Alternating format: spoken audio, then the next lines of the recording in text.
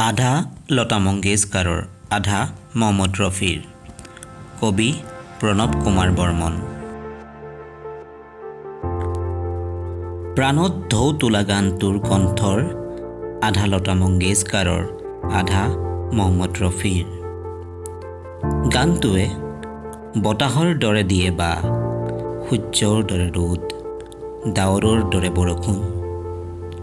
গানটোৱে বাট কাটি দিয়ে ইঘৰৰ পৰা সিঘৰলৈ, ইটো চুবুৰীৰ পৰা সিটো চুবুৰীলৈ। দুৰ্গম অৰণ্যৰ আদিবাসী গাঁওবোৰত বাজি উঠে গানটো। পাহাৰৰ জনজাতি ভাইসকলৰ ঘৰে ঘৰে বাজি উঠে গানটো।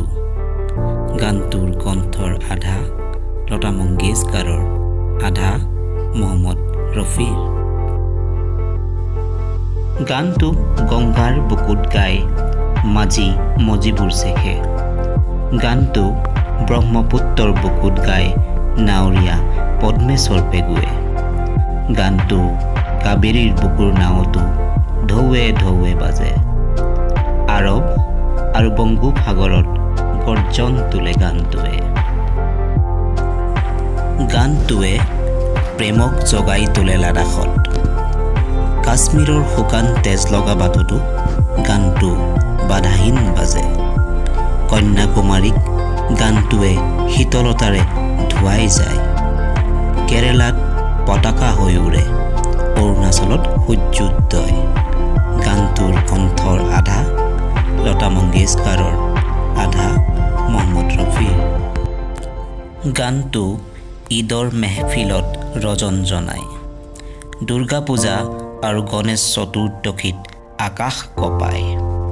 গানটোৰ চাঁদ বাঢ়ে মানুহ বনাম মানুহৰ ভালপোৱা আৰু আৱেগৰ দক্ষ। গানটো প্ৰতিগৰাকী দেশপ্ৰেমিক শ্বহীদৰ তেজৰ নামত উৎসৰ্গিত। প্ৰতিগৰাকী দলিতৰ ক্ষোভ আৰু হতাশাক নিৰাময় কৰে।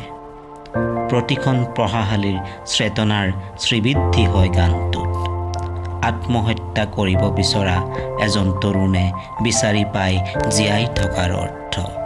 গানটোৰ কণ্ঠৰ আধা লতা মংগেশকাৰৰ, আধা মহম্মদ ৰফিৰ।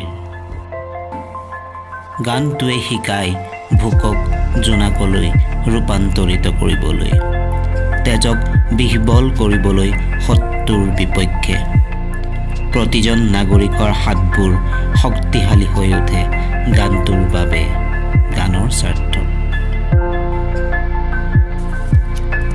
গানটোৰ পৰা ষড়যন্ত্ৰেৰে বিতাড়িত কৰিব নোৱাৰি লতা মংগেশকাৰক, বিতাড়িত কৰিব নোৱাৰি মহম্মদ ৰফিক।